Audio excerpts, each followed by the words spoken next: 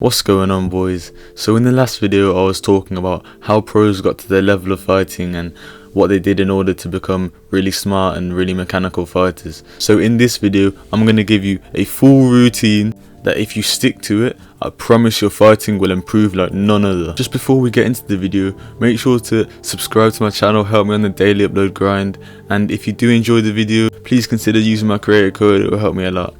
So by analysing how different pros got to the level that they're at, I've managed to formulate a routine that has to work for you because it's already worked for pros in the past. So I've been doing this routine for the past couple of weeks and I can say that my fighting has improved so much. And the way that I've tested this is that in this cash cup I died off spawn a couple of games, so I was like, alright, I may as well test if my fighting has improved by just W keying everybody in the cash cup. And that's the gameplay that you'll be seeing in the background. So obviously different parts of this routine can be swapped out by thinking, alright, I'm really good at this one thing, so I'll just extend the time on this other thing in order to get the most efficient practice out. So it's kind of on you in order to fix and tweak this routine so it can work for you even better. First part of the routine is mechanics. You want to be free building for about 10 minutes every single day. Just make sure that when you are free building, you're not doing retakes and you're not just cranking out base way retakes, because that's a sort of old fashioned style of building that nobody really uses in game and in tournaments. So while you are free building, you want to be practicing grid and piece control free building. So grid free building is basically like tunneling and basically editing and building in every single square and grid you pass. And piece control free building is sort of self-explanatory, but it's basically just using piece control moves while you're free building. So if you feel like your mechanics are pretty decent and are at a good level to start competing or to start doing well in tournaments, just skip this part. You don't really want to be practicing your mechanics if they're already decent.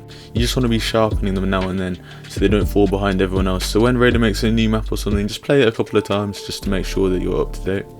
If you feel like your mechanics aren't on a good level and you need to improve them, this is one thing that's holding you back from becoming a good player. So I've made a video which is called 3 best creative maps or something like that, and go on that video, pick one of those, preferably the piece control map, and just make sure that you're banging that out every single day. Just make sure that you're playing this piece control map for about 30 minutes a day. If you do this every single day, I promise you your mechanics will improve. It's literally impossible for them not to improve. If you do something repeatedly every single day, it has to improve. Focus on making sure that you don't miss any edits, make sure you're doing things slow, and then as you go on you'll get faster and faster.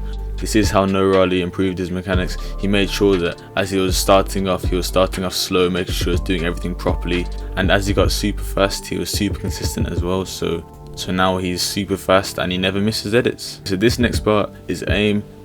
Everybody needs to be improving their aim every day. I don't really believe that a player can improve aim so much that he just doesn't have to improve it anymore, he doesn't have to work on it anymore, because aim can always be improved. You can always, like, human beings, we have to miss shots. Like, it's literally impossible for us to have aimbot like aim. That's why every single day if you improve your aim, you can get close as possible to that aimbot like aim. I want you to be playing either Kovacs, Scavox or Headshot Deathmatch. If you have as much time as possible and aim is your main priority, you can play all 3 of these, but just make sure that you're playing at least one every single day. I vouch for Headshot Deathmatch so much. If you think that you're kind of torn on which one you should be playing Headshot Deathmatch. This is what I did to improve my aim to the level that it's at now. It's still not at an incredible level, that's why I'm playing it every single day still. And I know a couple of you man can vouch for that because you've seen me in Headshot Deathmatch. Mechanics out of the way now. Aim, piece control, edits out of the way. You want to be focusing on improving your 1v1 fighting. This is why you want to be playing build fight 1v1s for about 10 rounds. The only reason you're playing build fight 1v1s right now is to basically sync up all your mechanics and sync up your brain and everything in order to start thinking while you're building and editing and aiming. But when you play build fight 1v1s, you're basically moving your mechanics to the unconscious side of your brain. So this is how to get to that pro level point of fighting that these pros seem to be at, where they can just predict exactly what their opponents are doing. They can let their mechanics basically pre-box the opponent without having to think about it, and all they have to think about is if the opponent is going to go in the direction that their mechanics will pre-box. This all happens unconsciously without the knowledge of the actual player. This is why you don't really see people talking about how the pros actually got to the level they're at. It's because they don't really know.